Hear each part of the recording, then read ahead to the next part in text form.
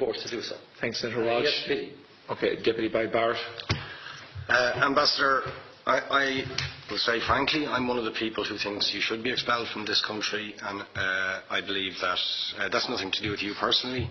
It's to do with the policies of your state. And I think, along with Desmond Tutu, that the time for treating you as a normal state is over, because you're not behaving as a normal state. And I just want to ask you questions, really, in relation to that contention. And I would just say, for the record, it certainly isn't motivated by anti-Semitism in my case. I mean, for example, when disgraceful attempts were being made to downplay the horrors of the Holocaust by people like David Irving, I brought a Jewish Auschwitz survivor to this city to organise meetings and get her on national television to remind the Irish people about the horrors of the Holocaust. And I would do so again if anybody tried to downplay the horrors of what were done to the Jewish people. But it is precisely because I'm opposed to racism that I oppose what your state is doing and what it stands for. So I just want to ask you a few questions in relation to that. And I should also say, by the way, I lived for a year on Moshav Neot Hakikar in the Dead Sea in 1987, 2 weeks before the first Intifada broke out. That leads me to my first question.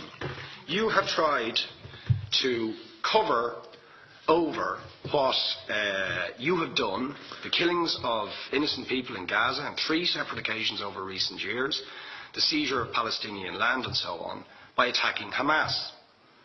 Now, why don't you just admit that Hamas didn't exist when the first Intifada took place? They didn't set up an armed wing until the early 1990s. And that there was a reason that PLO were in Tunis at the time, exiled, effectively not present. But the ordinary Palestinians rose up because you denied them basic rights. I lived there. It was apartheid. It was racism. It was endemic. It was rotten. Absolutely, I was shocked within weeks of living there to see how you treated Palestinian people. And isn't it the fact that the law of return, which is the basic law of the Israeli state, is a racist apartheid law because it confers rights on Jews that it denies to Palestinians? It allows, for example, if I was Jewish and had never stepped foot in Israel, I could claim citizenship there tomorrow, but 6 million people whose origins are in what you now call Israel, who were forced out in 1947 or 48, do not have that right. Isn't that part of the reason why the Palestinians are in dispute with Israelis? Because you deny them the right to return to their homes and to their land and to their villages, and that they have a legitimate claim, even under international law, to return, but you deny them that right. Why do you deny them that right? And why do you give that right to other people who have no connection whatsoever with the land, whether you call it Israel or whether you call it Palestine? Why do you continue to seize land, if you're serious about Oslo and the two-state solution? Why do you continue to seize land, which under that agreement is land designated to be Palestinian land? 500,000 people, most of which has taken place since Oslo. You allow that to happen. Why do you allow it to happen if you're serious about giving this land to the Palestinians? It's absolutely extraordinary.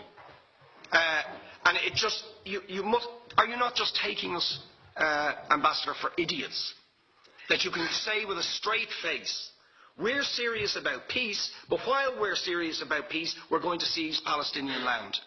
And you expect the Palestinians to just sit back and do nothing about that.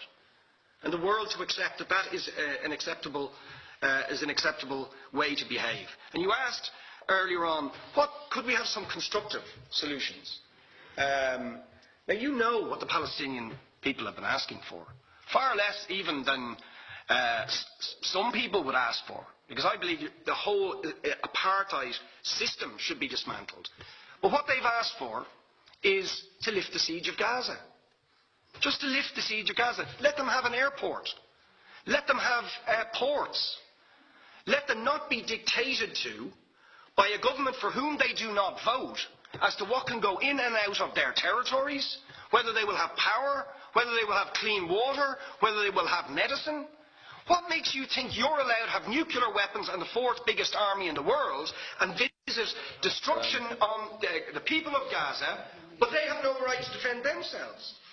They have no territorial sovereignty over that land. Would you ask questions, please? How do you justify that? Yeah. All right. How do you justify those double standards? And very lastly, Ambassador, people like Bishop Tutu, Nelson Mandela, and I would certainly describe your state as an apartheid state, with different laws for people depending on their race or religion. Now, isn't that just the case that, for example, at checkpoints going into the West Bank, there's a channel if you're Israeli or European, and there's a channel if you're Arab? Just because you're Arab. If you came into Dáil Éireann and they stopped you and said, "Are you Jewish?" "Oh no, sorry, you can't come in through the same entrance as Irish people or European people because you're Jewish," you would call that racism and apartheid. But yet, you practice that. You practice that with your checkpoints and your military barriers and your apartheid wall. How can you justify that? All right, thank you. Last